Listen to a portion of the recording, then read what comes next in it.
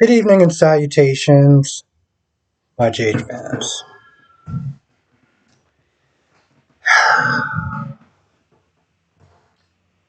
This episode, there was things in this episode that kind of vexed me, right? Blaze and the Christina scene that I gave zero F's about. Okay? Blaze whining, okay, about how she pretty much has everything that she worked hard for and is sitting there whining about it.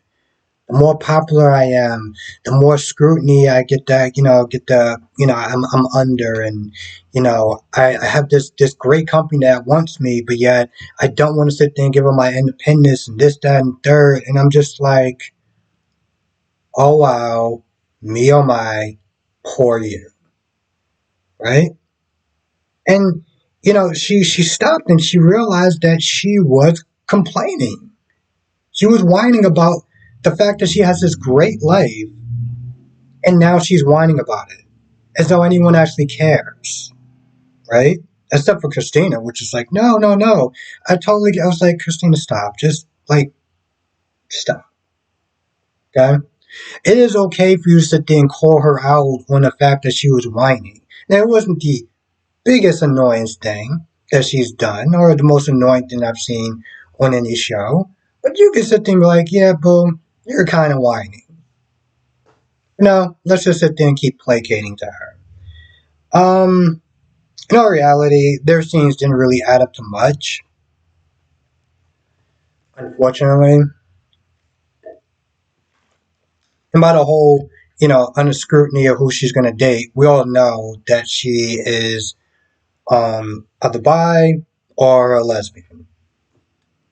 You know that those two are going to hook up. We all know it's going to end up happening. It's just one of those things where it's like, all right, let's just, like, can we just skip to the part where they are at a relationship? Could we just get to that point? Because we know it's going to happen. I also didn't really care about the Sunny and Nina scenes, but you know, the way that some of the I don't even know if I can call them fans, the way that some of these people are acting about this whole Nina and Sunny being married was quite hilarious. Some of the comments that I read on Instagram was just like, some of y'all people need to go out there and touch some grass. That's all I'm gonna sit there and say.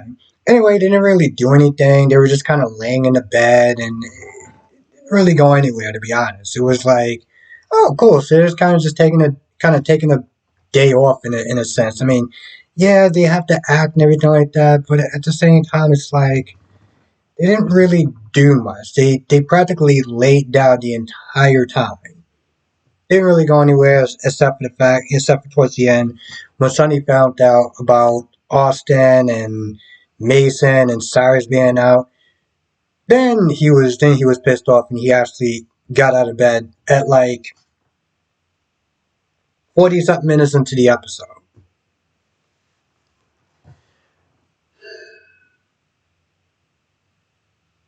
Porsha Curtis. I get that Porsha wants to sit there and be supportive and, you know, really be there for her husband, her relationship, and everything like that. But the thing about men and women is that we are different in a lot of ways on a mental level, right? Curtis, and if they're telling her, I'm not ready, I can't perform the way that I once could. She's like, no, baby, it's okay. I understand. And it's like, no, you don't understand. You really don't understand. And it's actually pretty insulting. And it's actually pretty insulting because it's like you don't get it from a man's point of view. You know? When you sit there saying he feels inadequate and things of that nature, it's like that's something that a woman is not going to understand from a man's point of view. You're just not going to get it. And so her sitting there trying to say, well, from a doctor, from a medical standpoint, I'm just like, I almost felt like I needed a drink to sit there and try to get through the rest of that scene because, yeah.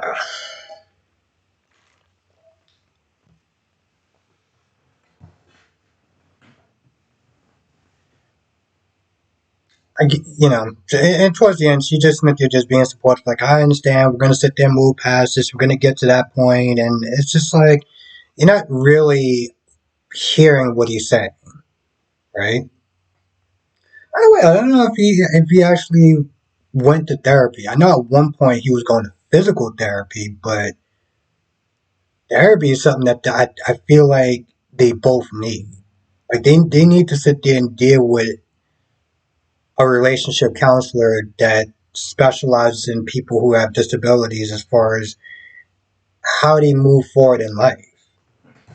Because I feel like the way that she's going about it, she's going to keep pushing and he's going to get mad and somewhat, he's going to get mad, he's going to lash out on her.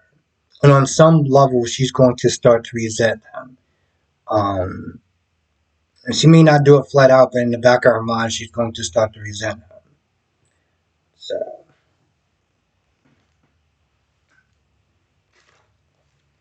it'd be a shame for them to sit there and break up, you know?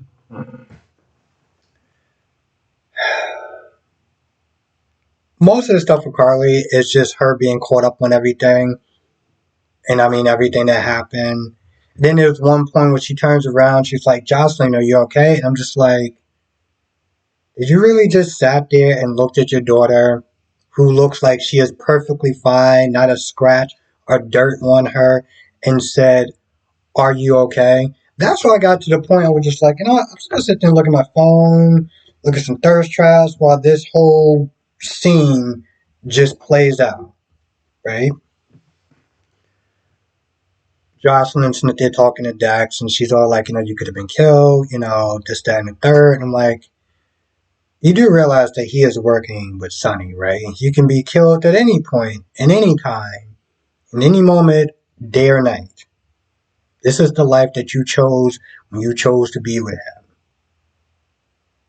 I'm glad that scene didn't continue any longer because that would have been kind of annoying. I get that she loves him and she wants to be with him. She wants to make sure he's safe, but at the same time, it's like, well, you're gonna have to get used to this.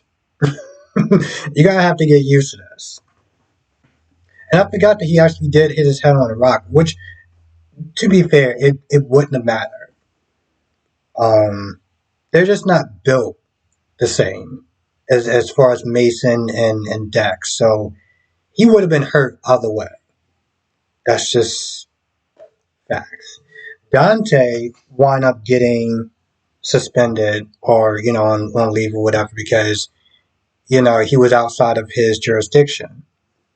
So when he went there to go and question Mason, he was surprised. And I'm just like, at the same time, I'm like, bro, are you really surprised that, like, she stopped you? I mean, granted, he did what he had to do. And, the Paul Tuckett police or whatever is upset, but it's like, let him cry about it. It sucks that he had to sit there and put on leave, but, you know, it is what it is. It is weird. They threw Sam in, like, literally 50 something minutes into the episode. I'm just like, why? I didn't get it. Um,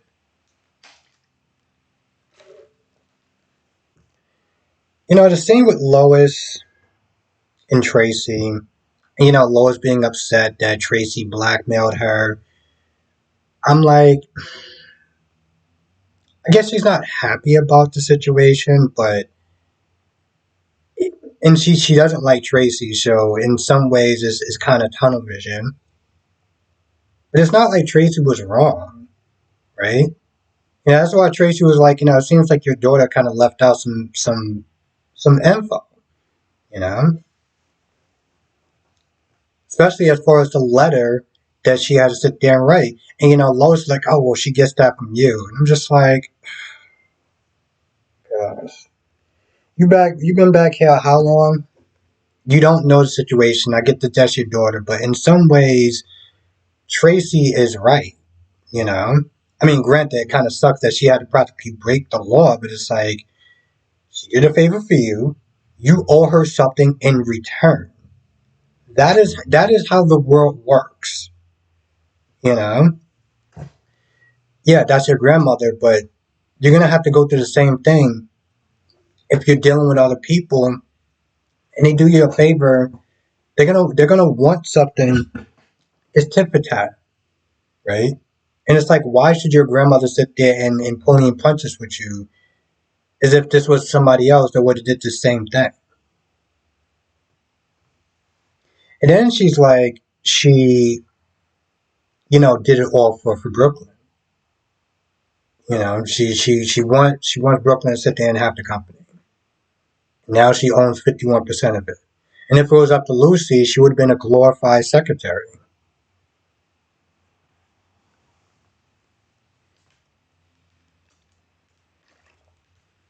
She also talks about how music, she wants more for her than music. Basically, Smith there throwing it in Laura's face that it didn't work out so much for her, and she wants better for her granddaughter.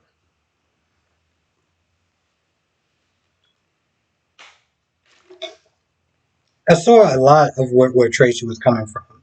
So for the most part, I was actually on Tracy's side.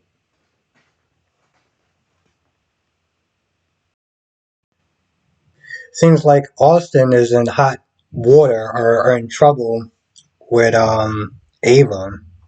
First Austin Smith they're asking Mason, "Oh, where's Ava at? Where's Ava at? Is Ava okay? Is Ava fine? How's Ava doing?" And I'm just like, you do realize that your cousin has a bullet in his back, right? And that it's a miracle that he is not paralyzed. But the only thing you can sit there and keep asking him over and over again is, "Where's Ava at? Where's Ava at? I gotta sit there and find Ava. Where's Ava at?" I'm like, he's going in and out of conscience. You're a doctor.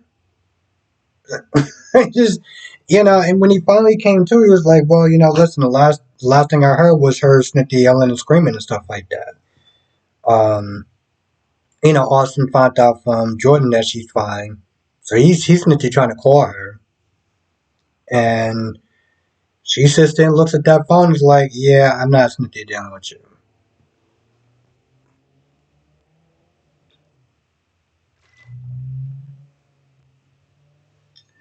The thing is, I mean, granted, she was shaking and stuff like that, but like here's the thing: when she finds out that Austin and Mason, when she finds out that Austin was working together with Mason and everything like that, she is definitely going to want no parts of that man. And I can't blame her. Cannot blame her.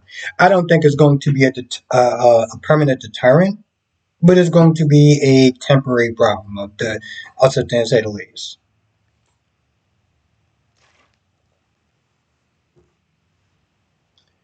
Anyway, I feel like that's pretty much about it. Can't think of anything else to wind up happening. But of course, if I forgot anything, you know what to do. Come to the live stream tonight, 8 p.m. Eastern, 5 p.m. Pacific. We'll sit there and talk about all the shows, Y&R, Days, Cheat, Bold and Beautiful, and Young and the Restless. And I said Y&R. Also, if you're not a member, definitely hit the join button in the description box below. I do members live streams every weekend.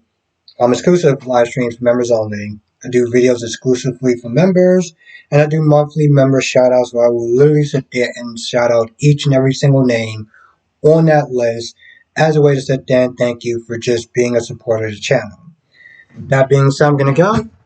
Also, we're at 74, which is actually pretty awesome. So, we got a couple more days. Let's try to sit there and make it to 80, which I am still speechless about that. Anyway, with that being said, I'm going to go. Thank you for watching. Stay safe. I'll see you in the next video.